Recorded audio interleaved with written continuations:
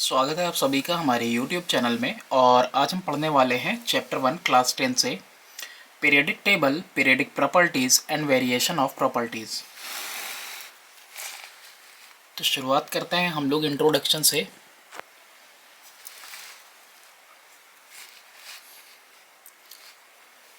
अब देखो यहाँ पे है कि एलिमेंट जो है, एलिमेंट्स के बारे में दिया है कि एलिमेंट्स क्या होते हैं। ये प्योर सब्सटेंस होते हैं जो सिर्फ और सिर्फ एक तरह के एटम से बने होते हैं। ये बेसिक यूनिट होता है किसी भी मैटर का, यानी कि हर एक मैटर जो है वो किसका बना हुआ है, वो एटम का बना हुआ है। In order to study element, element को स्टडी करने के लिए एक ऑर्गेनाइज्ड मैनर में उनको क्लासीफाई करना, यानी उनका वर्गीकरण करना बहुत ज़रूरी था, है ना। तो तुमने देखा होगा क्लास 9th में कि किस तरह से योगदान दिया था डोबरनियर ने, न्यूलैंड ने और मेंडलीव ने इन एलिमेंट्स के वर्गीकरण में, यानी इनको क्लासीफाई करने में। डोबरनियर ने ग्रुप किया था एलिमेंट्स को, 3 एलिमेंट्स को एक ग्रुप में, ये जिसको कि ट्रायड कहते हैं। और उनके प्रॉपर्टी वगैरह कैसे थे, सिमिलर, एक जैसे, एक समान थे, सच दैट कि एटॉमिक वेट मिडिल वाले का, एक ट्रायड के अंदर एटॉमिक वेट मिडिल वाले का बाकी दोनों के एवरेज के इक्वल था, है ना। Was the arithmetic mean of the other two, यानी कि अगर कोई 3 एलिमेंट ए बी सी हैं तो बी का वेट ए और सी का ऐड करके डिवाइडेड बाई 2 करेंगे तो बी का आएगा। अच्छा, एग्जाम्पल क्या था, कैल्शियम था, स्ट्रोंटियम था, बैरियम था, क्लोरीन, ब्रोमीन, आयोडीन। फिर उसके बाद न्यूलैंड है। न्यूलैंड ने ये ऑब्जर्व किया, ये देखा कि जब एलिमेंट को अरेंज किया जाता है increasing order of their atomic mass, यानी कि बढ़ते क्रम में वजन के हिसाब से, तो हर 8वां पोजीशन जो एलिमेंट होता है, बिगनिंग फ्रॉम एली एलिमेंट, किसी भी एलिमेंट से आप शुरू करो तो उसके बाद जो 8वां एलिमेंट आएगा वो उसी की तरह प्रॉपर्टी रिजेंबल करेगा। मेंडलीव ने क्या किया, मेंडलीव ने पहला पीरियोडिक टेबल दिया था एलिमेंट्स का, जो कि इस लॉ पे बेस था कि जो प्रॉपर्टी है एलिमेंट की वो पीरियोडिक फंक्शन है एटॉमिक मासेस की। अब देखो ये सब के सब रिलेट कर रहे हैं, क्लासिफिकेशन कर रहे हैं किसके बेस पे, मास के बेस पे। अच्छा, तो इन्होंने भी मास के बेस पे बताया कि जो प्रॉपर्टी है किसी भी एलिमेंट की वो पीरियोडिक फंक्शन है किसकी, एटॉमिक मासेस की, ऑफ देयर एटॉमिक मासेस।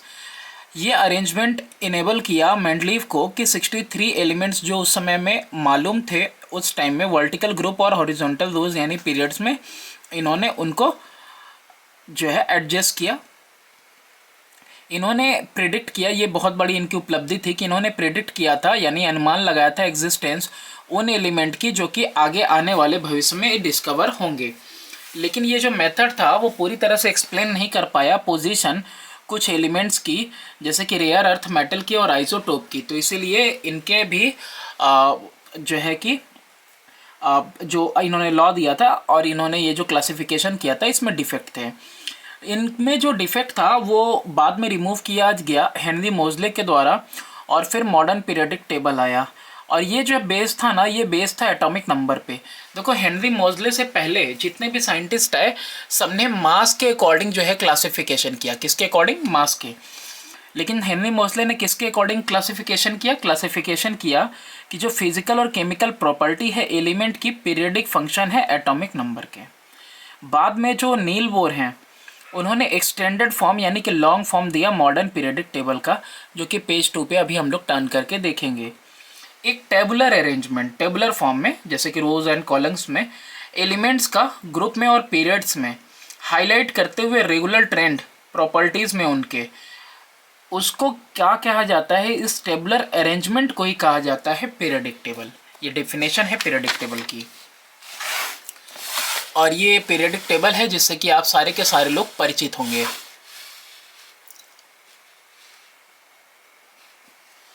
अब यहाँ पे कुछ फीचर्स हैं, विशेषताएं हैं मॉडर्न पीरियोडिक टेबल की, जो पेज नंबर 2 पे अभी हम लोगों ने देखा कि जो मॉडर्न पीरियोडिक टेबल है उसमें 18 कॉलम है, 18 ऊपर से नीचे आते हुए वर्टिकल।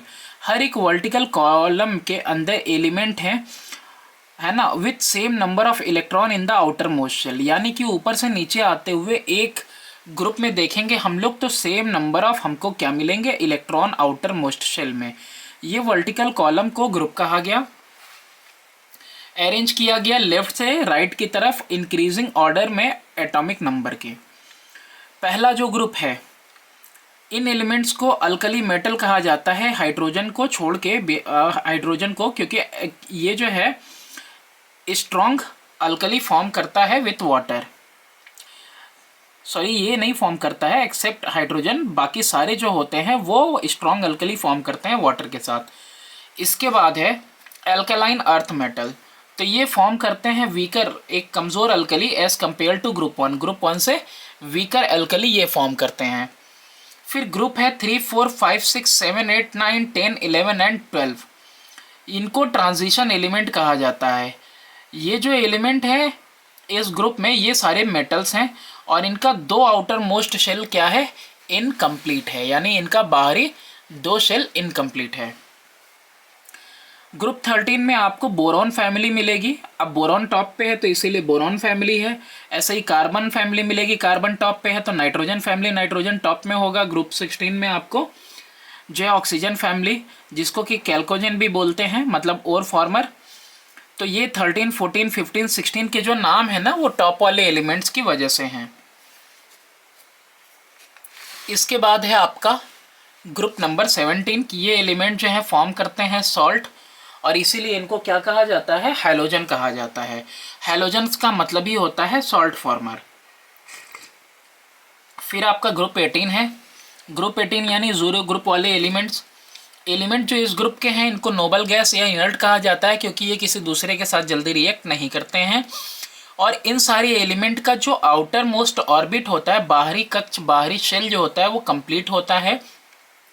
इनका स्टेबल इलेक्ट्रॉनिक कन्फिगरेशन होता है और वो बहुत ही रेयरली का ना हार्डली रिएक्ट करते हैं किसी दूसरे एलिमेंट के साथ। जो एलिमेंट है ग्रुप 1, 2, 13, 14, 15, 16, 17, इनके पास 1, 2, 3, 4, 5, 6 एंड 7 इलेक्ट्रॉन होते हैं आउटर मोस्ट शेल में, और इसीलिए इनको जो है कि मेन ग्रुप एलिमेंट या रिप्रेजेंटेटिव एलिमेंट या नॉर्मल एलिमेंट भी कहा जाता है।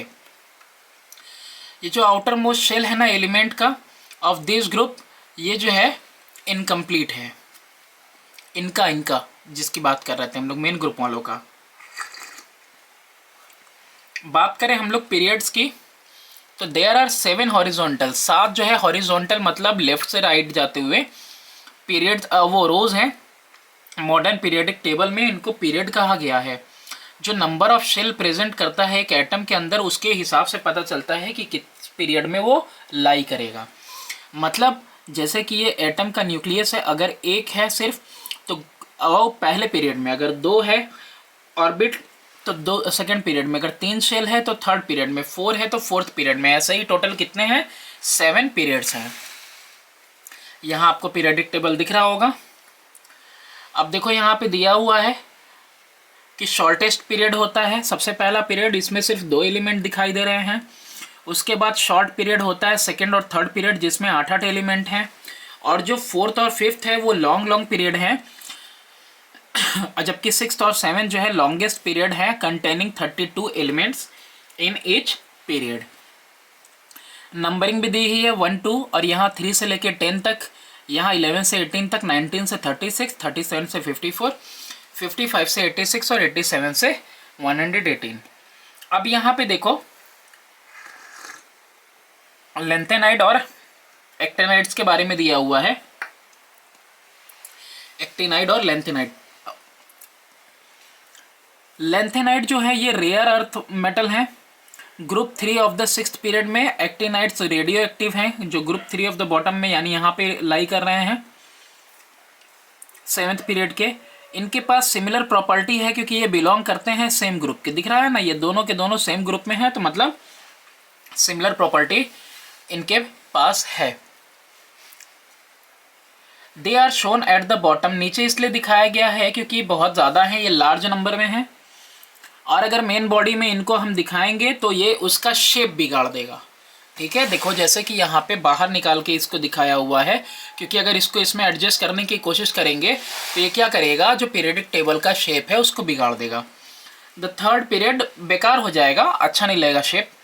थर्ड पीरियड में जो सोडियम है, magnesium, aluminium, silicon, phosphorus, sulphur और क्लोरीन है, ये समराइज करते हैं प्रॉपर्टी अपने ग्रुप का, और इसीलिए इनको टिपिकल एलिमेंट भी बोला जाता है। यानी कि अगर ग्रुप की प्रॉपर्टी देखनी है तो इन एलिमेंट्स की प्रॉपर्टी देख लेंगे आप, तो पूरे ग्रुप की प्रॉपर्टी आपको पता चल जाएगी। समराइज करते हैं ये पूरे ग्रुप की प्रॉपर्टी, इसीलिए इनको क्या कहा गया है, टिपिकल एलिमेंट्स कहा गया है।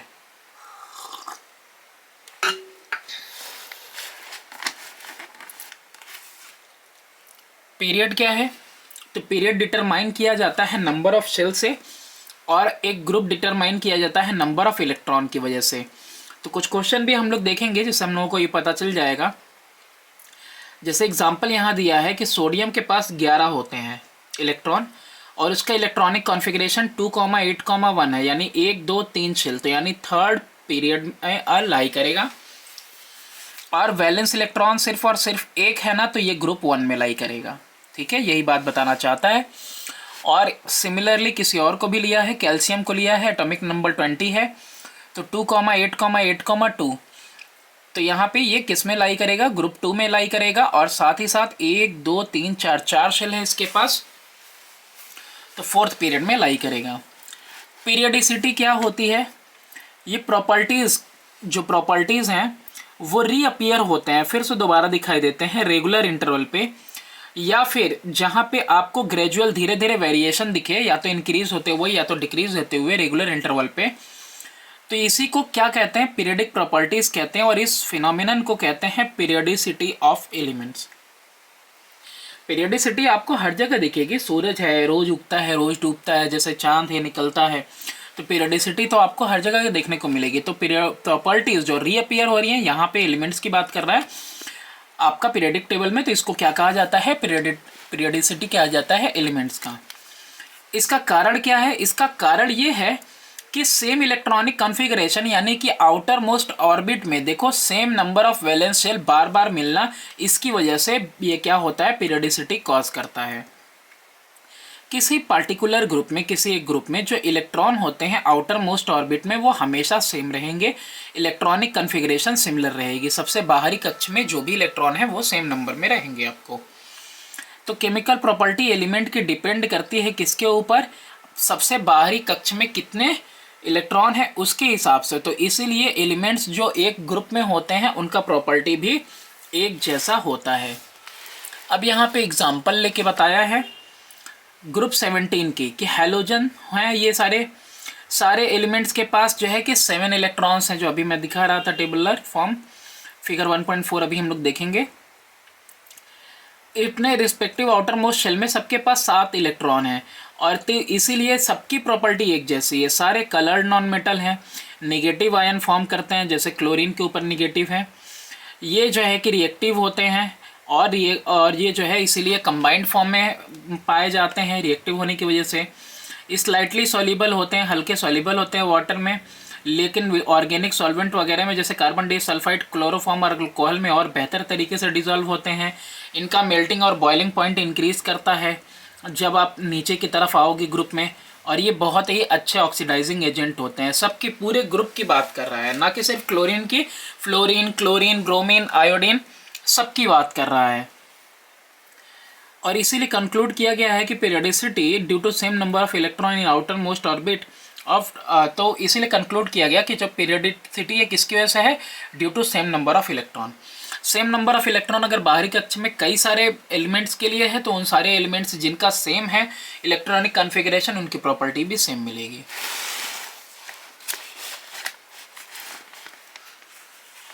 Shells, orbits and valency. Orbit की बात करें तो इलेक्ट्रॉन रिवॉल्व करता है न्यूक्लियस के एक अपने सर्कुलर पाथ पे, जैसे हमारे सोलर सिस्टम में अर्थ रिवॉल्व करता है ना सूरज के चारों तरफ, वैसे ही। तो इन्हीं ऑर्बिट्स को क्या कहा गया है, शेल भी कहा जाता है। नंबर ऑफ शेल,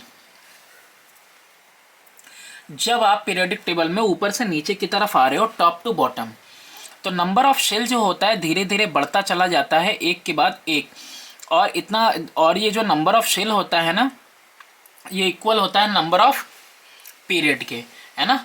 जिस पीरियड में लाई करेगा उतना ही शेल इसके पास होगा, या फिर जितना शेल उसी पीरियड में। अब देखो इसके पास 1 2 3 4 5 6 शेल है ना, तो इसका मतलब ये 6th पीरियड में है। ऐसे ही 4 है तो 4th पीरियड में है। अक्रॉस ए पीरियड जब हम फ्रॉम लेफ्ट टू राइट जाते हैं, बाएं से दाएं की तरफ, इसी तरफ से इस तरफ जब जाएंगे, तो जब हम लेफ्ट से राइट की तरफ जाएंगे किसी एक पीरियड में, तो नंबर ऑफ शेल तो सेम रहेंगे, बिल्कुल नहीं बदलेंगे। फॉर एग्जांपल सेकेंड पीरियड में नंबर ऑफ शेल जो है 2 ही रह जाते हैं, इक्वल नंबर ऑफ पीरियड मिलेगा। सिमिलरली थर्ड पीरियड में जितने भी एलिमेंट्स लाई कर रहे हैं वो सारे 8 होंगे, वो सारे आठों के पास क्या होगा, सिर्फ और सिर्फ 2 शेल होगा। वैलेंसी की बात करें तो वैलेंसी डिनोट करता है combining capacity of atom of an element. Atom का कंबाइनिंग कैपेसिटी बताता है वैलेंसी, और वैलेंसी क्या है, आउटर मोस्ट ऑर्बिट में इलेक्ट्रॉन कितने उसी के हिसाब से है।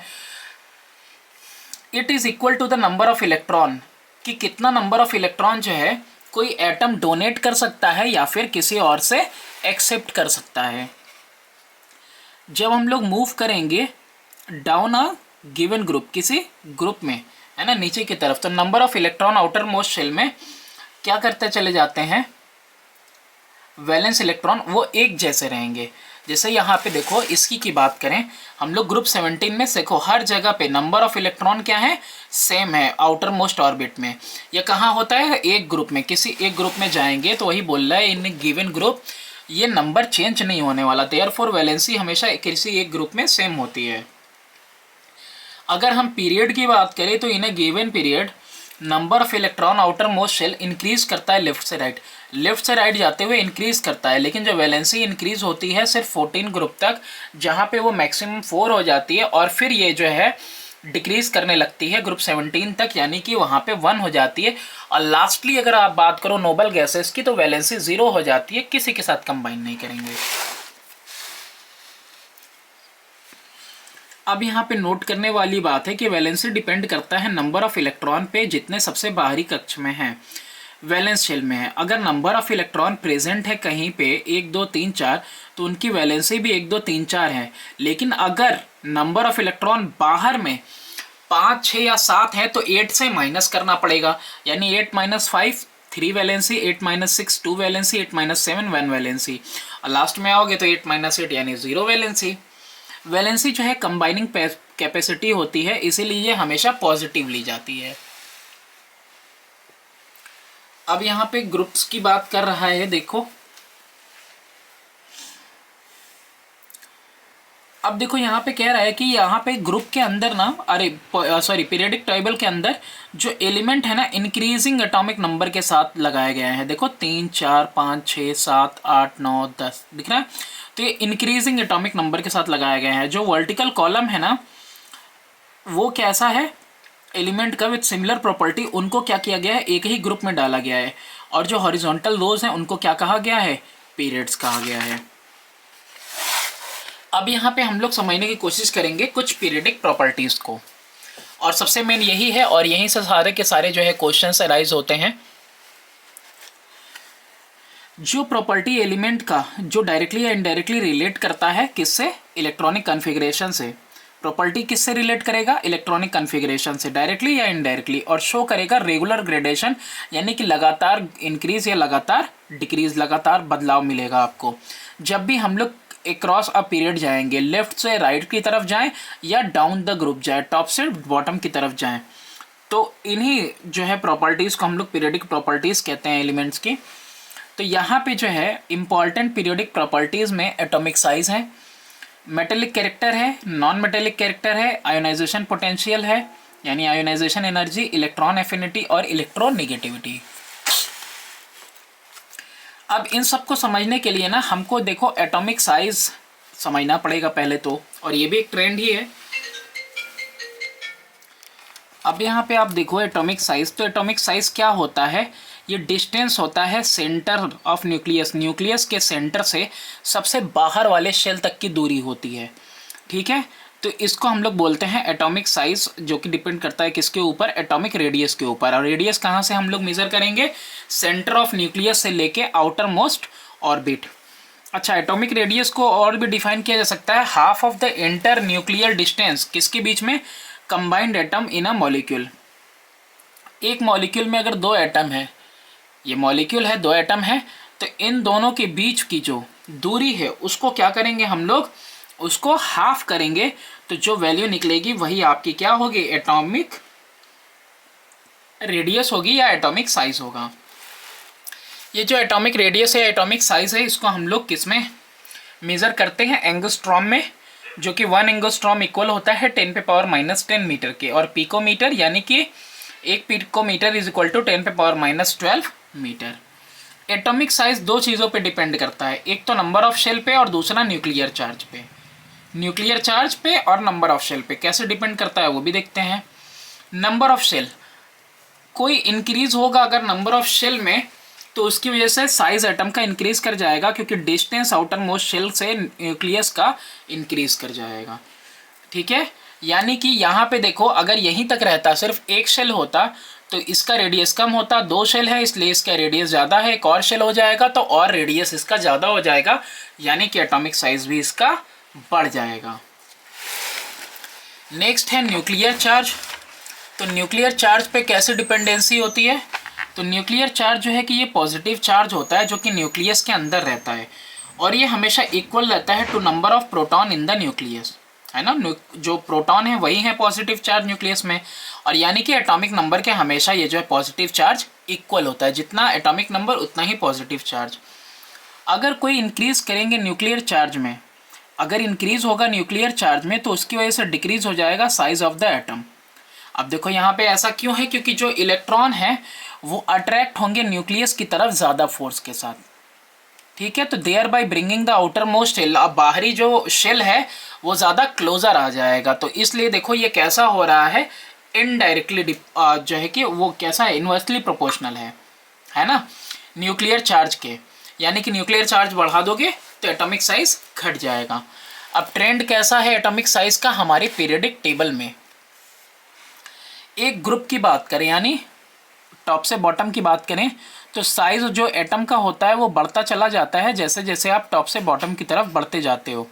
और ये ऐसा क्यों होता है, क्योंकि जब भी हम ऊपर से नीचे की तरफ जा रहे हैं तो एक एक शेल बढ़ता चला जा रहा है ना, 1 2,1 फिर 2,8,1 2,8,8,1।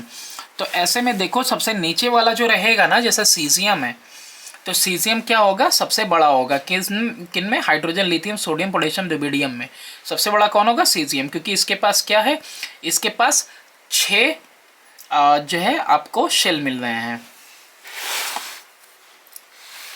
और बात करें अगर हम लोग एक ग्रुप की, तो जैसे ग्रुप 17 की बात करें तो जो साइज़ है फ्लोरीन का वो सबसे स्मॉलेस्ट होगा, जबकि फ्लोरीन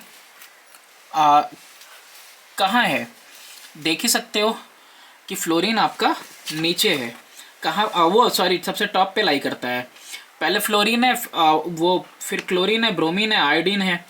तो यहाँ पे देखो साइज़ फ्लोरीन का स्मॉलेस्ट है, क्योंकि यहाँ पे देखो इसका जो है ये क्या बोलते हैं, size of fluorine is smallest. हाँ, इसका जो साइज़ है वो बहुत ही ज़्यादा कम है, क्योंकि इसके पास क्या हो रहा है, यहाँ पे इसका जो है ये टॉप में है, फिर उसके बाद क्लोरीन है, उसके बाद ब्रोमीन है, उसके बाद आयोडीन है, उसके बाद ये है। तो इसमें आप देखो जितना शेल है उतना ही इसके हिसाब से क्या होगा, इसका साइज़ होगा। फिर इसमें शेल जो है ज़्यादा है तो इसका साइज़ उससे बड़ा होगा, ब्रोमीन का उससे बड़ा होगा, आयोडीन का उससे बड़ा, और लास्ट में एस्टेटिन का उससे बड़ा होगा। फिर इसके बाद अक्रॉस अ पीरियड के अक्रॉस बात करें अगर हम लोग, तो एक पीरियड में जो साइज़ है एटम का डिक्रीज़ करेगा लेफ्ट से राइट। जबकि एक बात देखो, तो यहाँ पे हम लोग देख रहे थे कि 3 4 5 6 7 8 9 10, यही है ना थर्ड पीरियड, अरे सॉरी सेकंड पीरियड।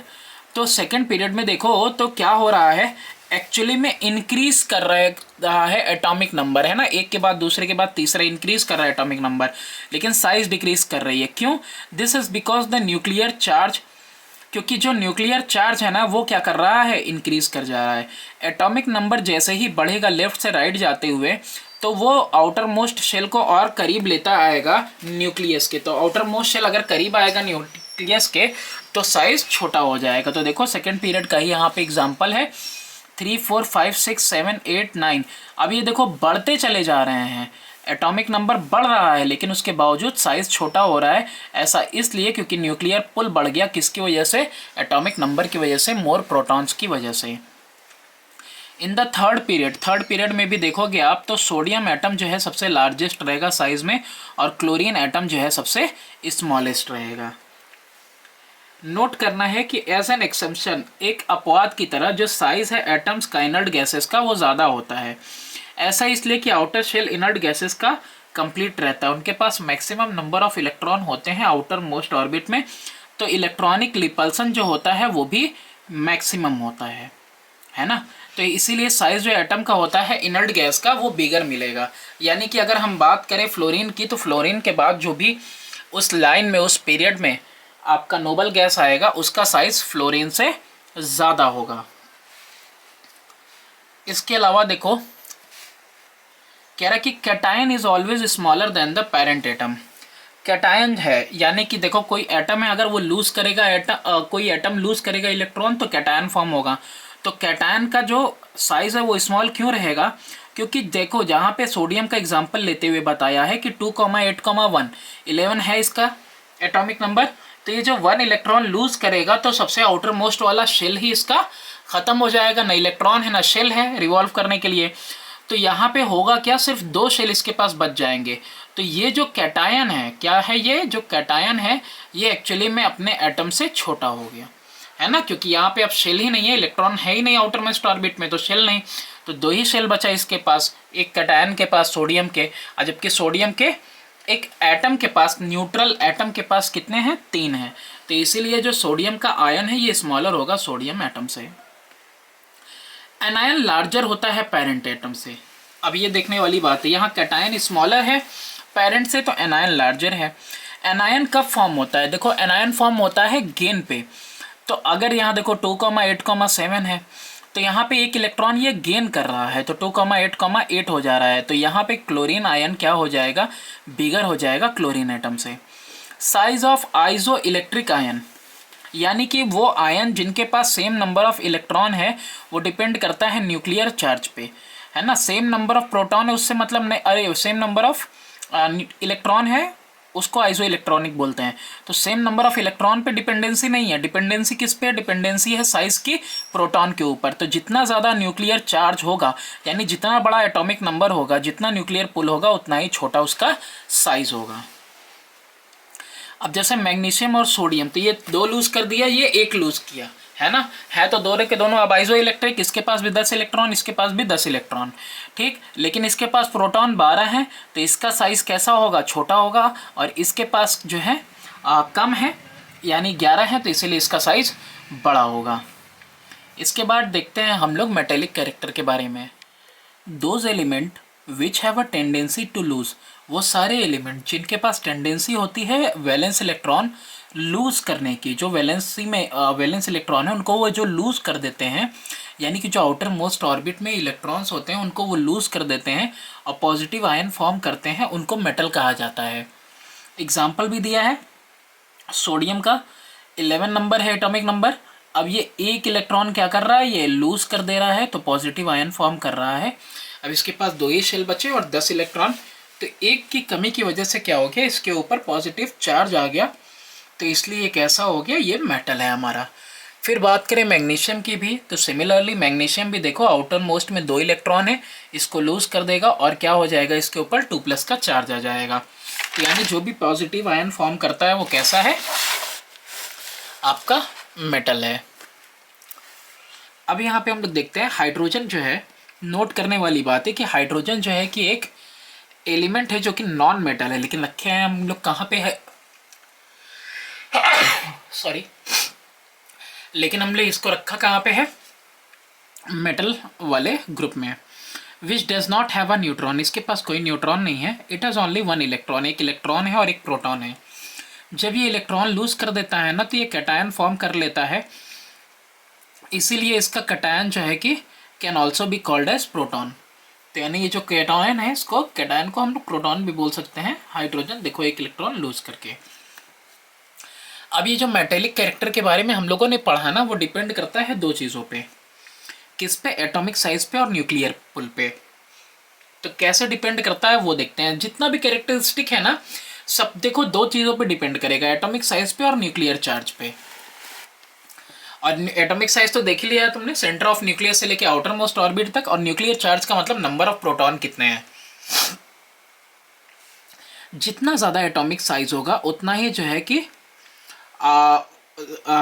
मतलब जो आउटर मोस्ट शेल होगा उतना ही ज़्यादा दूर होगा, और इसीलिए कम न्यूक्लियर पुल होगा उसके ऊपर। इसकी वजह से इलेक्ट्रॉन जो है कि आसानी से रिमूव किया जा सकेगा वैलेंस शेल से, है ना। जैसे कि यहाँ पे कह रहा है आपको,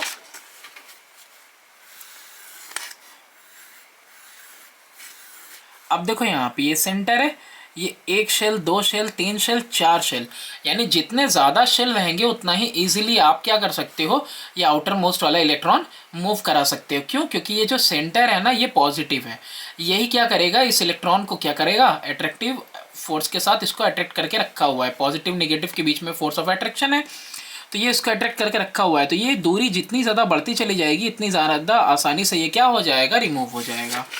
वही बात करें न्यूक्लियर चार्ज की, यही बात कर रहे हैं। तो यानी जितना ज़्यादा न्यूक्लियर फोर्स रहेगा उतनी ही ज़्यादा ताकत के साथ इसको पकड़ के रखा रहेगा, यानी उतना ही मुश्किल होगा आपका किसी इलेक्ट्रॉन को रिमूव कर पाना। तो देखो जितना ज़्यादा न्यूक्लियर चार्ज होगा उतना ही ज़्यादा फोर्स एक्सर्ट होगा न्यूक्लियस का इलेक्ट्रॉन के ऊपर, और इसकी वजह से रिमूव कर पाना इलेक्ट्रॉन को मुमकिन नहीं होगा आसानी से। तो इसीलिए मेटेलिक कैरेक्टर डिक्रीज करेगा। अब ये जो मेटेलिक कैरेक्टर है डिपेंड किया किसके ऊपर, आपका न्यूक्लियर चार्ज और एटॉमिक साइज के ऊपर। तो अब हम इसका ट्रेंड पढ़ने वाले हैं।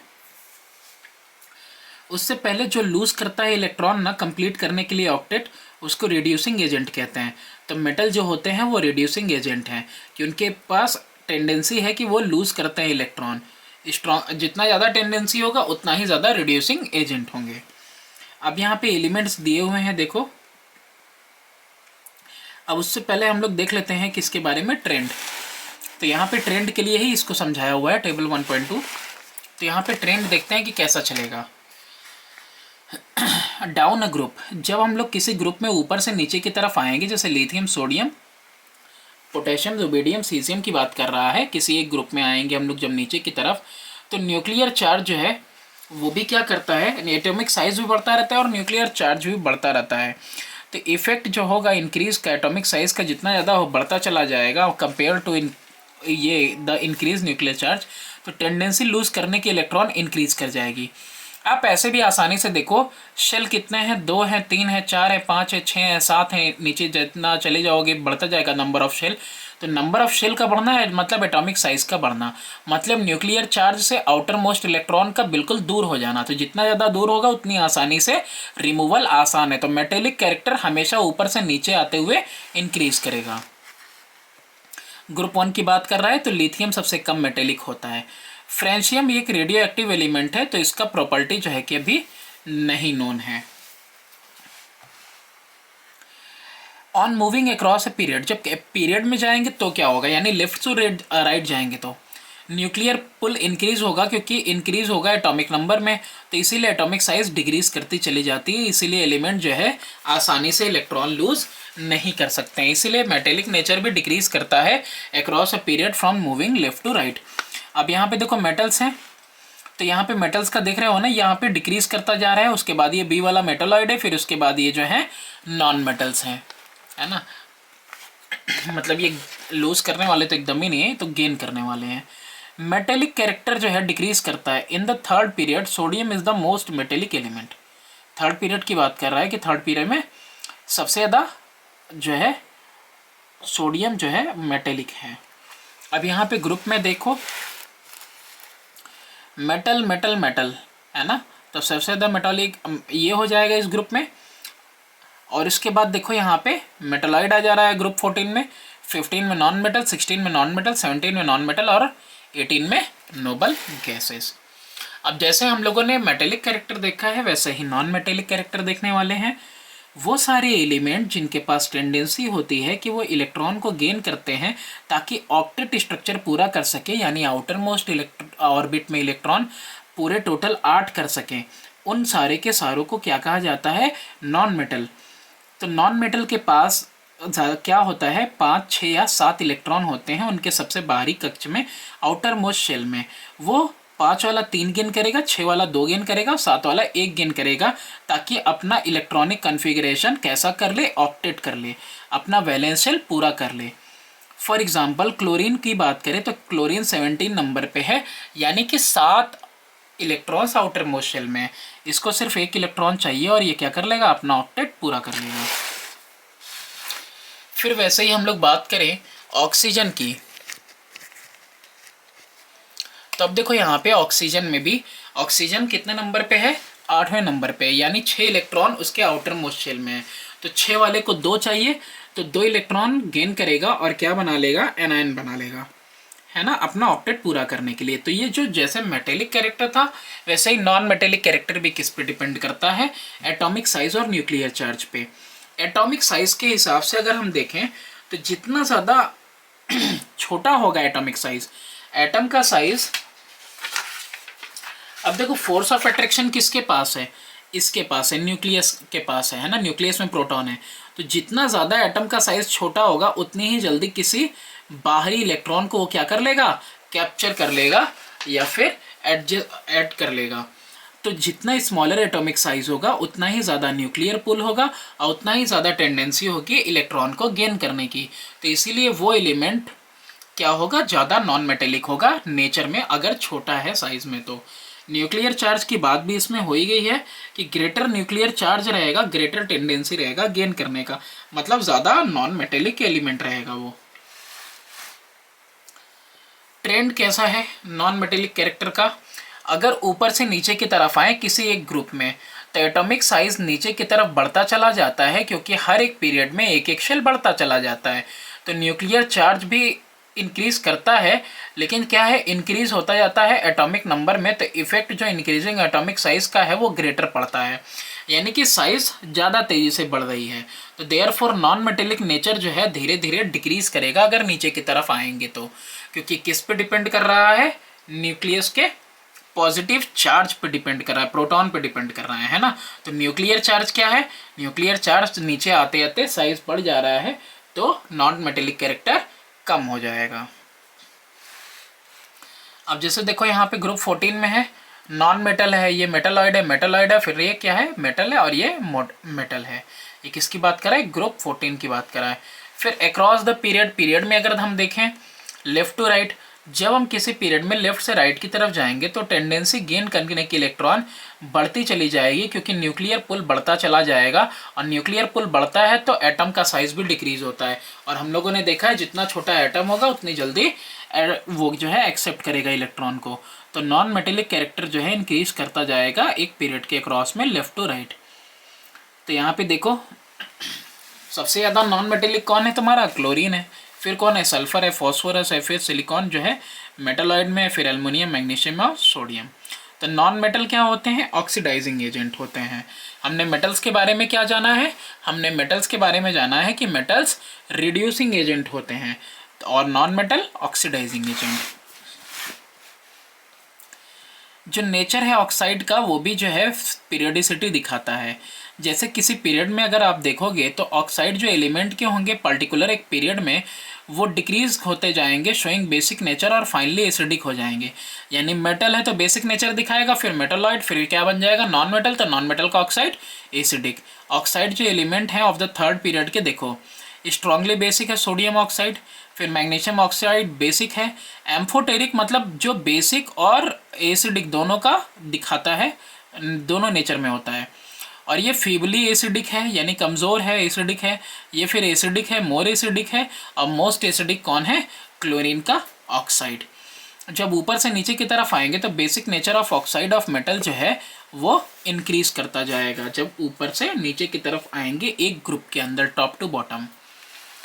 केमिकल रिएक्टिविटी, रिएक्टिविटी एलिमेंट की डिपेंड करती है टेंडेंसी पे कि कितना लूज कर रहा है इलेक्ट्रॉन और कितना गेन कर रहा है अपना कंप्लीट करने के लिए आउटर मोस्ट ऑर्बिट, बाहर का कक्ष। ग्रेटर द टेंडेंसी, जितना ज़्यादा टेंडेंसी ज़्यादा होगी इलेक्ट्रॉन को लूज करने की उतना ही ज़्यादा रिएक्टिविटी होगा मेटल के केस में। उसी तरीके से अगर नॉन मेटल है तो जितना ज़्यादा टेंडेंसी होगी गेन करने की उतना ही ज़्यादा रिएक्टिविटी होगी उस नॉन मेटल की। अब इसका भी ट्रेंड देखते हैं। जब हम लेफ़्ट से राइट की तरफ जाते हैं किसी केमिकल, लेफ़्ट से राइट की तरफ जाते हैं पीरियड में, तो जो केमिकल रिएक्टिविटी है एलिमेंट की पहले डिक्रीज़ करती है, यानी कि सोडियम सबसे ज़्यादा होगा, उससे कम मैग्नीशियम, उससे कम एल्युमिनियम, फिर उसके बाद बीच में मेटालॉइड आ जाएंगे, फिर उसके बाद धीरे धीरे क्या हो जाएगा, डिक्रीज करता जाएगा, क्योंकि नॉन मेटल की शुरुआत हो गई। तो डिक्रीज में पहले कौन आएगा, आपका फॉस्फोरस आएगा, फिर सल्फर आएगा, फिर क्लोरीन आ जाएगा, है ना। थर्ड पीरियड की बात की अभी मैंने। Group 1 element can lose electron easily as compare to group 2। Group 1 वाले जो हैं कि ज़्यादा आसानी से लूज कर जाएंगे electron as compare to group 2। Similarly group 2 वाले आसानी से लूज करेंगे ग्रुप 3 के कंपेरिजन में, but only in comparison to group 13। अच्छा sorry, can also electron easily. Second element, second group वाले वो क्या करेंगे, लूज करेंगे electron easily, but only in comparison to group 13 and not all in comparison to group 1। As the tendency, जैसे कि tendency lose करने के इलेक्ट्रॉन की घटती चली जाती है, तो रिएक्टिविटी भी घटती चली जाती है, और सिलिकॉन जो है लीस्ट रिएक्टिव हो जाता है थर्ड पीरियड में, है ना। अभी इससे पहले मैंने सिलिकॉन वो थर्ड पीरियड की ही एलिमेंट्स के बारे में बताया था।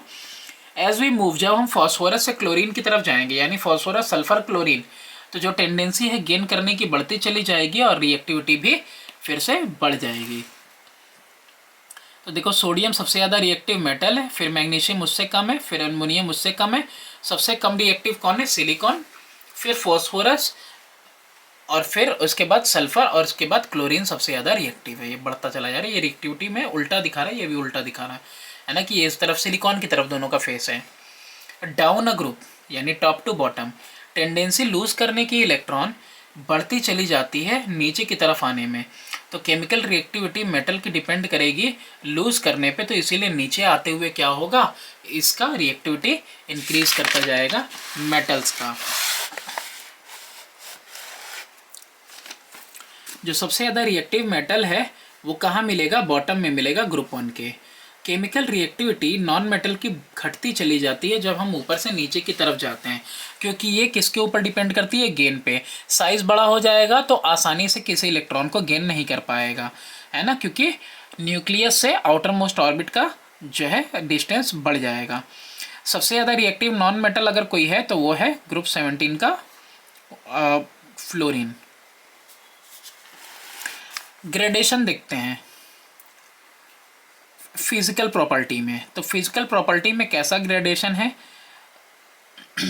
ग्रेडेशन का मतलब होता है चेंज फिजिकल प्रॉपर्टीज़ का, या तो डिक्रीज या तो इंक्रीज।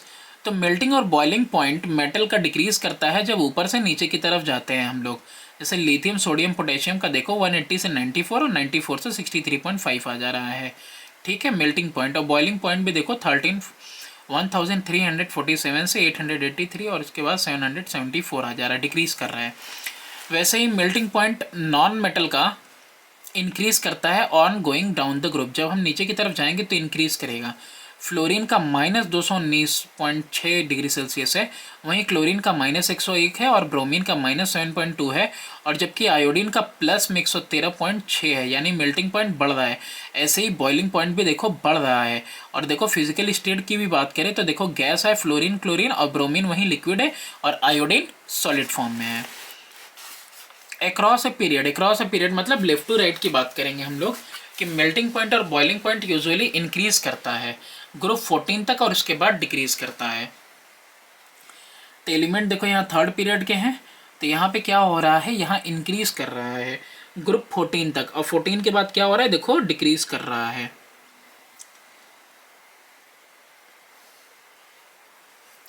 डेंसिटी की बात करते हैं। डेंसिटी एलिमेंट की अक्रॉस अ पीरियड इंक्रीज करती है। एक पीरियड में लेफ्ट से राइट की तरफ देखोगे तो डेंसिटी इंक्रीज करेगी, और ग्रेजुअली ये मैक्सिमम पे पहुंचेगी और थोड़ा सा फिर डिक्रीज करेगी, जैसे 1, 1.7, 2.7, ठीक है। फिर उसके बाद क्या हो रही है, धीरे धीरे डिक्रीज कर रही है। Down a group density of element increase gradually. जब डाउन आते हो ग्रुप में, तो डाउन आने में क्या होता है, धीरे धीरे इंक्रीज करता है। जैसे लिथियम का है 0.54, सोडियम का उससे ज़्यादा है 0.97। यहीं तुम देखोगे तो पोटेशियम का कम है, लेकिन पोटेशियम के बाद रूबिडियम और सीजियम का देखो तो बढ़ता हुआ है 1.53, 1.87। इसके बाद है आयोनाइजेशन पोटेंशियल और आयोनाइजेशन एनर्जी और आयोनाइजेशन एंथैल्पी। हम लोगों को मालूम है कि इलेक्ट्रॉन एक एटम में अट्रैक्ट होता है पॉजिटिवली चार्ज न्यूक्लियस के द्वारा। सो अगर हम लोग चाहते हैं कि हम लोग रिमूव करें एक इलेक्ट्रॉन को उसके एटम से इलेक्ट्रॉन को अगर हमको हटाना है तो कुछ एनर्जी हमको देनी पड़ेगी ताकि उस एनर्जी से ओवरकम हो पाए स्ट्रॉन्ग अट्रैक्शन न्यूक्लियस का और वो इलेक्ट्रॉन लूज कर जाए। And after the electron get removed, जब इलेक्ट्रॉन रिमूव हो जाएगा, atom then requires 1 unit positive charge and becomes a positive ion और कैटायन। तो इसके बाद वो क्या करता है, एक्वायर कर लेता है पॉजिटिव चार्ज और क्या बन जाता है, पॉजिटिव आयन बन जाता है।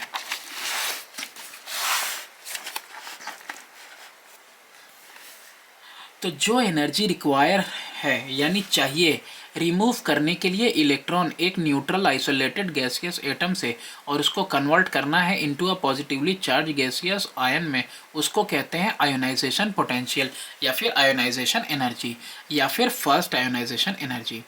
तो यानी कि ये जो है आपका कोई एम जो है मेटल है। अब यहाँ से जो है कि हम क्या करेंगे, इस मेटल को हम आयोनाइजेशन एनर्जी देंगे। क्या देंगे, मेटल को आयोनाइजेशन एनर्जी देंगे। तो ये क्या होगा, पॉजिटिव आयन बन जाएगा और साथ ही साथ एक इलेक्ट्रॉन हम लोग इसका रिमूव कर देंगे एनर्जी देके। तो एम कोई भी एलिमेंट हो सकता है, मेटल वाला हो चाहे कोई भी हो। तो एक्चुअली क्या है ना कि मेटल वाले ही लूज करते हैं, इसलिए मैंने एम के लिए मेटल यूज़ किया वर्ड। जो आयोनाइजेशन एनर्जी है इसको मेज़र किया जाता है इलेक्ट्रॉन वोल्ट में पर एटम और इसका ऐसा यूनिट होता है किलो जूल पर मोल। आयोनाइजेशन एनर्जी भी डिपेंड करेगी दो चीज़ों पे, एटॉमिक साइज और न्यूक्लियर चार्ज के ऊपर। जितना भी टेंडेंसी जितना भी तुम देख रहे हो यहाँ पे ट्रेंड वगैरह जो है तुम्हारा इंपॉर्टेंट पीरियोडिक प्रॉपर्टी वगैरह, तो वो सब के सब किस पे डिपेंड कर रहे हैं, सिर्फ दो ही चीज़ों पे। वो दो चीज़ें क्या हैं, एटॉमिक साइज और न्यूक्लियर चार्ज है। तो the greater the atomic size, जितना ज़्यादा एटॉमिक साइज बड़ा होगा उतना ही कम फोर्स ऑफ अट्रैक्शन होगा। तो इलेक्ट्रॉन भाप से बाहरी वाला सबसे ज़्यादा दूरी पे होगा तो इसका रिमूवल ईजियर हो जाएगा। तो यानी उसको आयोनाइजेशन एनर्जी कम चाहिए, नंबर ऑफ शेल ज़्यादा तो आयोनाइजेशन एनर्जी कम चाहिए। न्यूक्लियर एनर्जी चार्ज की बात करें तो जितना ज़्यादा न्यूक्लियर चार्ज होगा तो उतना ही ज़्यादा फोर्स ऑफ अट्रैक्शन होगा इलेक्ट्रॉन के लिए। तो इलेक्ट्रॉन उतना ही ज़्यादा फोर्स ऑफ अट्रैक्शन से अट्रैक्टेड रहेगा न्यूक्लियस की तरफ। तो ऐसे में अगर शेल का साइज़ छोटा है तो साइज़ के हिसाब से भी बता रहा हूँ, तो न्यूक्लियर चार्ज अगर ज़्यादा है तो ज़्यादा मजबूती के साथ वो होल्ड करके रखा हुआ इलेक्ट्रॉन को, ऐसे में आपको न्यूक्लियर वो आयोनाइजेशन एनर्जी ज़्यादा प्रोवाइड करनी पड़ेगी एक इलेक्ट्रॉन रिमूव कराने के लिए। अब ये जो आयोनाइजेशन एनर्जी है इसका ट्रेंड देखते हैं। आयोनाइजेशन एनर्जी का ट्रेंड इंक्रीज़ करता है जब कोई जाता है लेफ़्ट से राइट की तरफ, क्योंकि लेफ़्ट से राइट हम लोग जब भी जाते हैं तो आपको पता होगा कि एटॉमिक साइज़ भी घटता जाता है, एटॉमिक नंबर बढ़ता जाता है, न्यूक्लियर पुल बढ़ता जाता है। तो यहाँ पे देखो कुछ एक्सेप्शंस भी हैं।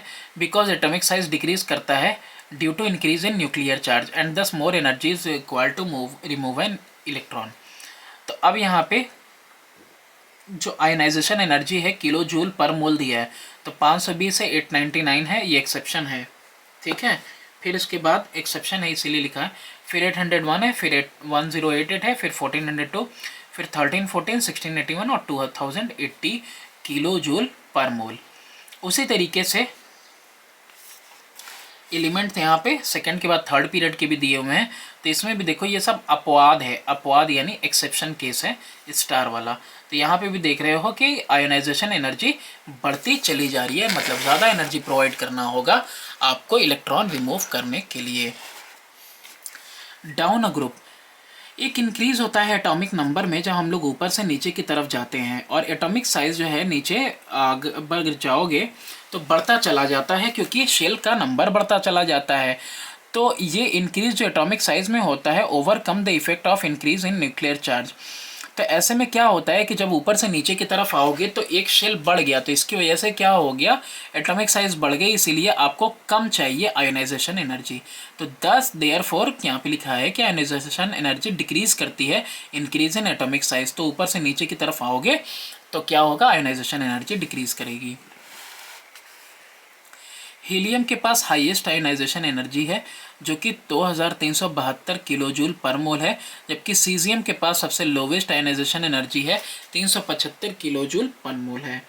आयोनाइजेशन एनर्जी जो फ्रेंशियम की है वो डिटरमाइंड नहीं है करेक्टली, क्योंकि ये जो फ्रेंशियम है ये रेडियो एक्टिव एलिमेंट है। मेटल के पास यूजुअली लो आयोनाइजेशन एनर्जी होती है, जबकि नॉन मेटल के पास हाई आयोनाइजेशन एनर्जी होती है।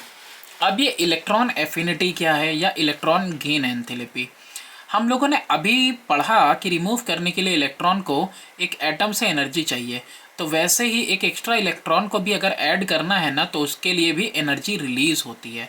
अब देखो एक जगह से रिमूव होता है तो वहाँ एनर्जी लगानी पड़ती है, तो एक जगह पे जब ऐड होता है ना तो एनर्जी रिमूव होती है। तो एक्स अगर कोई एलिमेंट है टेकन है अगर गैसियस स्टेट में, तो एक्स क्या करेगा, एक्स एक इलेक्ट्रॉन अगर ऐड करना चाहता है तो एक्स इलेक्ट्रॉन ऐड करके निगेटिवली चार्ज होगा और साथ में एनर्जी भी रेडिएट करेगा, यानी एनर्जी निकलेगा। इलेक्ट्रॉन वोल्ट पर एटम में इसको नापा जाता है या फिर किलोजूल पर मोल में इसको भी। जैसे कि क्लोरीन को ही देख लो, तो क्लोरीन जब एक एटम गेन करता है ना तो 349 किलोजूल पर मोल ये क्या है, एनर्जी निकलती है। तो इलेक्ट्रॉन एफिनिटी क्लोरीन की कितनी हो गई, 349 किलोजूल पर मोल हो गई। अब ये इलेक्ट्रॉन एफिनिटी भी जो है ना डिपेंड करती है किसके ऊपर, एटॉमिक साइज और न्यूक्लियर चार्ज के ऊपर। तो एटॉमिक साइज की हम बात करें तो जितना छोटा एटॉमिक साइज होगा उतना ही ज़्यादा एफिनिटी होगा इलेक्ट्रॉन के लिए, क्योंकि इफेक्टिव फोर्स जो होगा न्यूक्लियस और वैलेंस के बीच में वो ज़्यादा होगा स्मॉलर एटम के लिए। तो इसीलिए इलेक्ट्रॉन जो है ज़्यादा मजबूती के साथ बंधे रहेंगे, किसके साथ, एटम के साथ।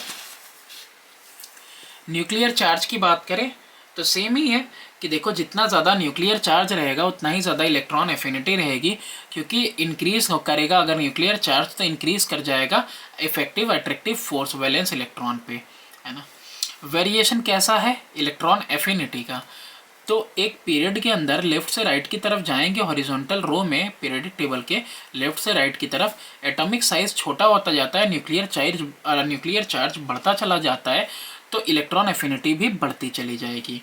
10 इलेक्ट्रॉन एफिनिटी हाईएस्ट रहती है ग्रुप 17 एलिमेंट्स की, हाइड्रोजन्स की, और लीस्ट रहेगी किसके लिए, ग्रुप 1 वाले के लिए। तो यहाँ पे दिया ही हुआ है आपको, इलेक्ट्रॉन एफिनिटी की वैल्यूज दी हुई हैं किलो जूल पर मोल में, हाइड्रोजन की, लिथियम की, सोडियम की, है ना। फिर यहीं पे आपको दी हुई है बोरॉन की, एल्युमिनियम की, कार्बन की, सिलिकॉन की, नाइट्रोजन की, फास्फोरस की, ऑक्सीजन की, सल्फर की, फ्लोरीन की, क्लोरीन की, सबकी दी हुई है। और यहाँ स्टार लगा हुआ है, तो स्टार का मतलब ये इनर्ट गैस हैं, तो इनके पास कोई इलेक्ट्रॉन एफिनिटी होनी नहीं चाहिए, ना होगी, नीचे दिया होगा, अभी देख लेंगे हम लोग। डाउन अ ग्रुप, जब हम लोग टॉप से बॉटम की तरफ जाते हैं तो एटॉमिक साइज बढ़ता चला जाता है, तो अगर एटॉमिक साइज बढ़ेगा ना तो न्यूक्लियर चार्ज के कंपैरिजन में एटॉमिक साइज ज़्यादा बढ़ता है, तो इसीलिए डिक्रीज होने लगता है इलेक्ट्रॉन एफिनिटी। नोट करने वाली बात है, इन ग्रुप 17 ग्रुप में फ्लोरीन के पास लोअर इलेक्ट्रॉन एफिनिटी है than chlorine, and in group 16 oxygen has lower electron affinity than sulphur, है ना, दिख रहा है, इस दोनों की बात कर रहा है। दिस इज़ बिकॉज जो साइज़ है फ्लोरीन और ऑक्सीजन एटम का वो बहुत छोटा होता है, इसीलिए ऐसा है, और इसके रिजल्ट की वजह से there are strong inter electronic repulsion and thus incoming electron does not feel much attraction. तो इसकी वजह से होता क्या है कि आपस में ही इंटर इलेक्ट्रॉनिक रिपल्सन होता है, और जो आने वाला इलेक्ट्रॉन है उसको ज़्यादा फील नहीं होता है at force of attraction. Electronegativity क्या होती है, अभी देखो स्टार वाली जो बात कर रहे थे हम लोग कि 0 इलेक्ट्रॉन एफिनिटी होती है इनर्ट वाले के पास, हीलियम नियोन आर्गन पे जो स्टार लगा हुआ था। ग्रुप 2 और ग्रुप 15 जो है कि वो रेगुलर ट्रेंड नहीं दिखाते इलेक्ट्रॉन एफिनिटी वैल्यूज़ में, तो ये एक्सेप्शनल केस है, इसीलिए वैल्यू नहीं दी हुई थी। इलेक्ट्रोनिगेटिविटी, टेंडेंसी एक एटम की किसी मॉलिक्यूल में to attract the shared pair of electron toward itself, इसको कहते हैं इलेक्ट्रोनिगेटिविटी। यानी कि अगर एक मॉलिक्यूल है, मॉलिक्यूल में दो अलग अलग तरह के एटम हैं, तो उसमें कोई एक ऐसा होगा दोनों शेयर कर रहे हैं, है ना, तो शेयर वाला पेयर किसकी तरफ ज़्यादा रहेगा, तो ये जो टेंडेंसी ज़्यादा रहेगा जिसके पास, तो उसी टेंडेंसी का नाम है इलेक्ट्रोनिगेटिविटी, है ना, यानी कि जो अपनी तरफ खींचेगा ज़्यादा मतलब वो ज़्यादा इलेक्ट्रोनिगेटिव है।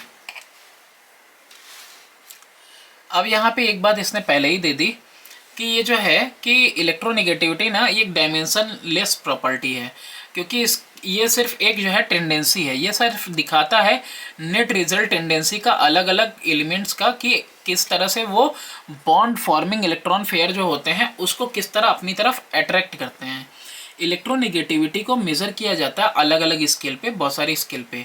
ज़्यादातर जो स्केल यूज़ होता है वो है आपका लाइनस पॉलिन। लाइनस पॉलिन 1932 में था, जिसमें हाईएस्ट वैल्यू इलेक्ट्रोनेगेटिविटी किसके लिए है, फ्लोरीन के लिए है जो कि 4 है, और लोवेस्ट सीजियम के लिए है जो कि 0.7 है। अब जैसे बाकी सब थे तो ये भी किसके ऊपर डिपेंड करेगा, एटॉमिक साइज और न्यूक्लियर चार्ज के ऊपर। Greater the size of atom, देखो जितना ज़्यादा बड़ा साइज होगा एटम का उतना ही लेसर इलेक्ट्रोनेगेटिविटी होगा, क्योंकि इलेक्ट्रॉन जो है फार्दर अवे होंगे न्यूक्लियस से और एक्सपीरियंस करेगा एक लेसर फोर्स ऑफ अट्रैक्शन। अब हमारी बात इसको यहाँ पे सुन लो, अगर नहीं समझ में आ रही तो। अगर मान लो कि ये न्यूक्लियस है और यहाँ पे एक शेल है, 2 शेल है, 3 शेल है और यहाँ 4 शेल है, और इसने किसी ऐसे के साथ जो है शेयर किया इलेक्ट्रॉन जिसके पास 2 ही शेल है, तो यहाँ देखो ये शेयर्ड पेयर को अगर चाहेगा अपनी तरफ अट्रैक्ट करना तो शेयर्ड पेयर इससे काफ़ी दूर है और इस वाले न्यूक्लियस से काफ़ी नज़दीक है, तो ये ज़्यादा इलेक्ट्रोनेगेटिव होगा, क्योंकि ये जो है इसको ज़्यादा ताकत के साथ अपनी तरफ खींच रहा है, क्योंकि यहाँ पे न्यूक्लियस के करीब है और ये काफ़ी दूर है। तो ग्रेटर साइज लेसर इलेक्ट्रोनेगेटिविटी देख लिया आपने। Nuclear charge, greater the nuclear charge the greater the electronegativity, because increase in nuclear charge causes electron attraction with a greater force. तो यहाँ पे यही बात कह रहा है कि अगर न्यूक्लियर चार्ज बढ़ जाएगा, है ना, न्यूक्लियर चार्ज अगर बढ़ जाएगा तो न्यूक्लियर चार्ज बढ़ने की वजह से तो इलेक्ट्रोनेगेटिविटी भी क्या हो जाएगी, आपका इलेक्ट्रोनेगेटिविटी ये भी बढ़ जाएगी न्यूक्लियर चार्ज के साथ साथ, क्योंकि जितना ज़्यादा इसमें अगर ये ज़्यादा न्यूक्लियर चार्ज है तो ये ज़्यादा फोर्स के साथ इसको खींचेगा अपनी तरफ। अब इसका ट्रेंड देखते हैं हम लोग अपने पीरियोडिक टेबल में। तो न्यूक्लियर चार्ज इंक्रीज़ करता है, इंक्रीज़ होने पे एटॉमिक नंबर, तो इलेक्ट्रोनेगेटिविटी भी लेफ्ट से राइट जाते हुए बढ़ जाएगी। तो देखो जितना भी ट्रेंड देख रहा है ना, उसमें बस इतना हमको ये जानना ज़रूरी है कि किस तरह से उसका इफेक्ट पड़ रहा है एटॉमिक साइज़ के हिसाब से और न्यूक्लियस चार्ज के हिसाब से। एग्जाम्पल में सेकेंड पीरियड में इलेक्ट्रोनेगेटिविटी इंक्रीज़ करेगी लिथियम से फ्लोरीन तक।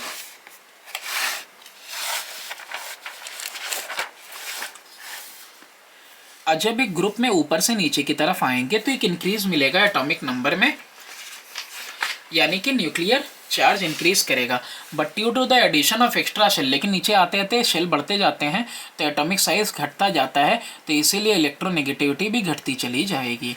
नोबल गैसेस के बाद की बात करें तो नोबल गैसेस के पास ना कंप्लीट ऑक्टेट होता है, तो इनके पास कोई टेंडेंसी नहीं होती है इलेक्ट्रॉन को अपनी तरफ अट्रैक्ट करने की, शेयर्ड पेयर वाले को। जनरली मेटल दिखाते हैं लोअर इलेक्ट्रोनेगेटिविटी कंपैरिजन में नॉन मेटल के, तो मेटल जो है इलेक्ट्रोपॉजिटिव होते हैं और नॉन मेटल इलेक्ट्रोनेगेटिव। जो एलिमेंट है सेकेंड पीरियड के वो अलग प्रॉपर्टी दिखाते हैं फ्रॉम देयर रिस्पेक्टिव ग्रुप।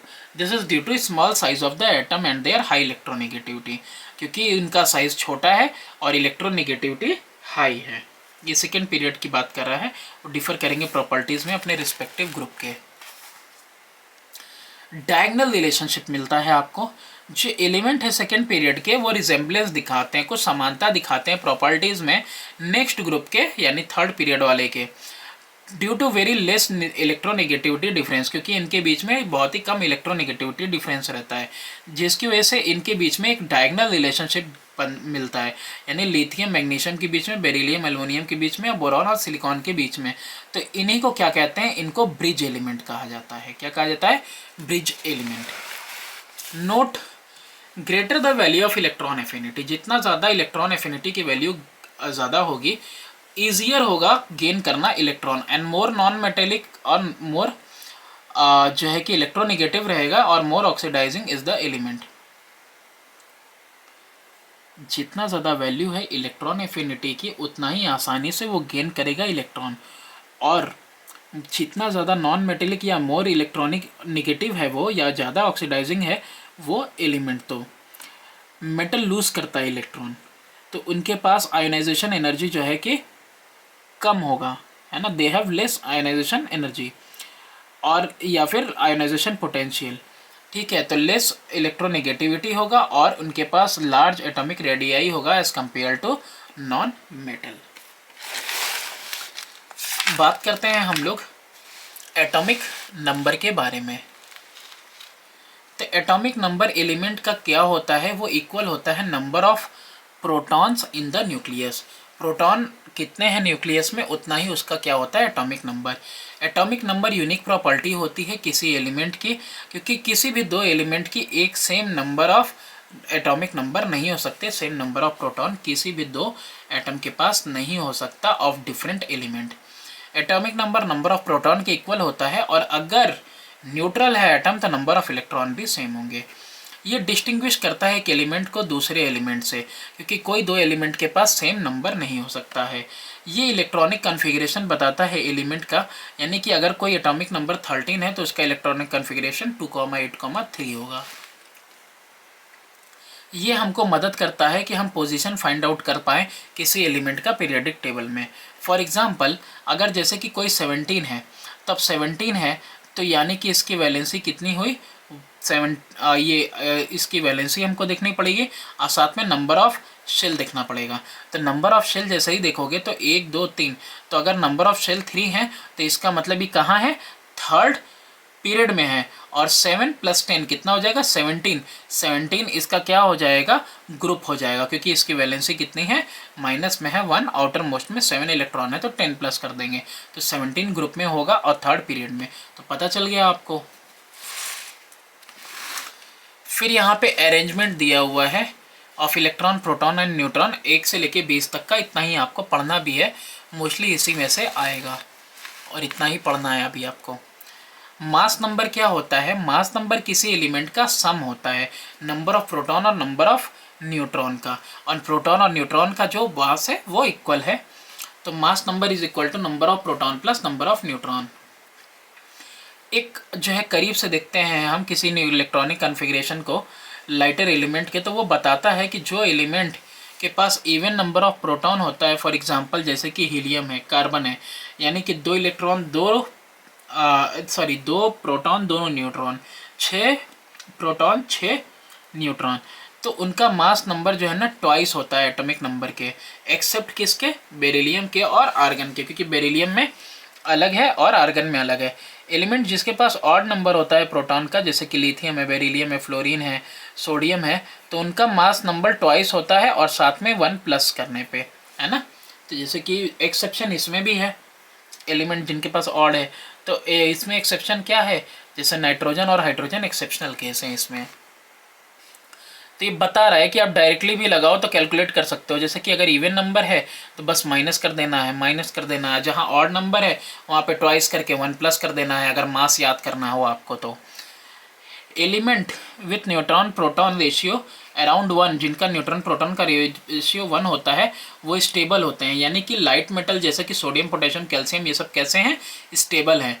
और जो एलिमेंट जिनका कि न्यूट्रॉन अपन प्रोटॉन का रेशियो 1.5 और उससे ज़्यादा होता है, वो रेडियो एक्टिव होते हैं और ये एमिट करते हैं रेडिएशन, और ये अनस्टेबल एलिमेंट होते हैं, जैसे हैवी मेटल है यूरेनियम। अब यहाँ पे कंपैरिजन दिया हुआ है अल्कली मेटल का और हाइड्रोजन का। तो एलिमेंट देखो यहाँ पे अल्कली मेटल ग्रुप 1 के हैं और हैलोजेंस ग्रुप 17 में आते हैं। तो ऑकरेंस ये कंबाइंड स्टेट में ऑकर करते हैं क्योंकि ये रिएक्टिव हैं, और ये भी जो है कंबाइंड स्टेट में आते हैं क्योंकि ये भी रिएक्टिव है और सॉल्ट फॉर्मर हैं। तो ये रिएक्टिव होने की वजह से, तो ये भी रिएक्टिव होने की वजह से। फिजिकल स्टेट की बात करें तो ये शाइन करते हैं, सफ़ेद और वाइट सॉलिड मेटल्स होते हैं, सॉफ्ट भी होते हैं ताकि आप कट कर सको नाइफ से। लिथियम इसमें हार्डेस्ट है, ये शाइनी होते हैं और फ्रेशली कट होते हैं, लेकिन जल्द ही ये डल हो जाते हैं क्योंकि इनका सरफेस रिएक्ट करता है किसके साथ, एयर के साथ। नॉन मेटल डाई एटॉमिक होते हैं, है ना, गैसियस स्टेट में। डाई एटॉमिक जैसे कि क्लोरीन के एक मॉलिक्यूल में 2 एटम मिलेगा, ये डाई एटॉमिक होते हैं। फ्लोरीन क्या है, बहुत ही पॉइजनस होता है, yellow gas. Chlorine poisonous yellow green gas होता है। Bromine poisonous red brown volatile liquid होता है। Iodine dark grey crystalline solid होता है। ठीक है, यहाँ पे भी इसके स्टेट की बात की है, यहाँ पे भी स्टेट का बात किया है ना, फिजिकल स्टेट। फिर वैलेंसी की बात करें तो वैलेंसी के बेस पे इसमें एक वैलेंस इलेक्ट्रॉन होते हैं और देयरफॉर ये सिमिलर प्रॉपर्टी दिखाता है। तो इनमें सबके पास 7 वैलेंस इलेक्ट्रॉन होते हैं, ये भी सिमिलर प्रॉपर्टी दिखाते हैं। ये कंडक्टर होते हैं अच्छे इलेक्ट्रिसिटी के, अल्कली मेटल, और ये नॉन कंडक्टर होते हैं इलेक्ट्रिसिटी के। इसके बाद इनका नेचर कैसा है कि ये हाईली रिएक्टिव है, इलेक्ट्रोपॉजिटिव मेटल है, मेटेलिक कैरेक्टर इनका इंक्रीज करता है फ्रॉम लिथियम से फ्रेंशियम तक। यहाँ अगर ग्रुप 17 की बात करें तो नॉन मेटेलिक कैरेक्टर डिक्रीज करता है फ्लोरीन से आयोडीन तक में। मेल्टिंग पॉइंट डिक्रीज करता है ऊपर से नीचे आते हुए, और इनका मेल्टिंग पॉइंट इंक्रीज करता है ऊपर से नीचे आते हुए। एटॉमिक साइज़ की बात करें तो लार्जेस्ट एटॉमिक साइज़ होता है इनके पीरियड में, एक्सेप्ट इनल्ट गैसेस के, क्योंकि इनल्ट गैसेस का साइज़ अलग होता है ना, छोटा होता है। छोटा भी नहीं होता है और बहुत बड़ा भी नहीं होता है, लेकिन इनसे डिफर करता है, लार्जेस्ट नहीं होता है। The atomic size further increases down the group, जब ऊपर से नीचे की तरफ आएंगे तो शेल बढ़ता जाएगा, एटॉमिक साइज भी बढ़ता जाएगा। इसमें भी एटॉमिक साइज इंक्रीज करेगा जब हम ऊपर से नीचे की तरफ आएंगे, और लेकिन इसके पास क्या है कि स्मॉलेस्ट एटॉमिक साइज है इन देयर पीरियड। इनके पास लार्जेस्ट होता है, इनके पास स्मॉलेस्ट एटॉमिक साइज होता है अपने पीरियड में। आयनाइजेशन एनर्जी की बात करें तो लोवेस्ट आयनाइजेशन एनर्जी होती है पीरियड में, और ये ऊपर से नीचे आते हुए घटती भी है। इनके पास सबसे ज़्यादा हाईएस्ट आयनाइजेशन एनर्जी होती है नोबल गैस से कम अपने पीरियड में। फिर इलेक्ट्रॉन एफिनिटी की बात करें तो ग्रुप 1 की बात करें तो इनके पास लो इलेक्ट्रॉन एफिनिटी होती है, जो कि फर्दर ऊपर से नीचे आते हुए कम हो जाती है। इनके पास इलेक्ट्रॉन एफिनिटी ज़्यादा होती है और वो लेकिन डिक्रीज़ होती है ऊपर से नीचे आते हुए, यानी यहाँ ये बात सिमिलर है। इलेक्ट्रॉन एफिनिटी के लिए जो ट्रेंड है डाउन ग्रुप वो सेम है।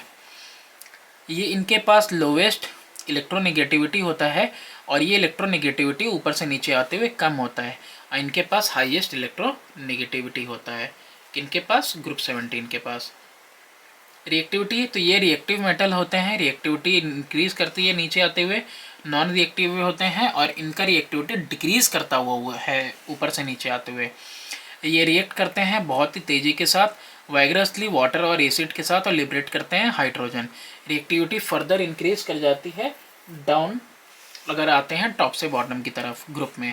जनरली ये रिएक्ट नहीं करते हैं डाइल्यूट एसिड या वाटर के साथ। रिड्यूसिंग एजेंट या ऑक्सीडाइजिंग एजेंट या कंपाउंड फॉर्मेशन, नहीं इसकी बात करें पहले, तो रिड्यूसिंग एजेंट होते हैं मेटल, और जो नॉन मेटल हैं ये ऑक्सीडाइजिंग एजेंट होते हैं, हमने उसमें भी पढ़ा। ये लूज़ करते हैं ऑक्टेट होने के लिए, ये गेन करते हैं ऑक्टेट होने के लिए। कंपाउंड का फॉर्मेशन, तो ये इलेक्ट्रोवैलेंट कंपाउंड बनाते हैं नॉन मेटल के साथ, और ये भी मेटल के साथ क्या बनाते हैं, इलेक्ट्रोवैलेंट कंपाउंड ही बनाते हैं। और ये कोवैलेंट कंपाउंड बनाते हैं हाइड्रोजन और दूसरे नॉन मेटल के साथ। अब यहाँ पे एक जो है कि आपको दिया हुआ है पीरियडिक टेबल, और यहाँ पे डिफाइन किया हुआ है कि एटॉमिक नंबर कहाँ से कहाँ तक लाई करता है पीरियडिक टेबल में, और शॉर्ट पीरियड कौन सा, ये शॉर्टेस्ट है जिसमें 2 ही एलिमेंट होते हैं। फिर यहाँ पे दिया है, तो ये चीज़ पहले भी दी हुई थी, और यहाँ पे और मतलब इलेबोरेट करके बताने की कोशिश की है शॉर्टकट में। और फिर यहाँ पे देखो ट्रेंड है, ट्रेंड यही है, और मेनली यही सब सवाल आते हैं 1 नंबर में कि क्या ट्रेंड रहेगा मेटेलिक कैरेक्टर का डाउन अ ग्रुप या अक्रॉस अ पीरियड। इसी तरीके के क्वेश्चन वगैरह आएंगे, तो इसके बाद आप ज़रूर देखना, या इसको एक बार पढ़ना ज़रूर, और पढ़ने के बाद आप क्वेश्चन आंसर देखना। Thanks for watching, do subscribe and share my channel.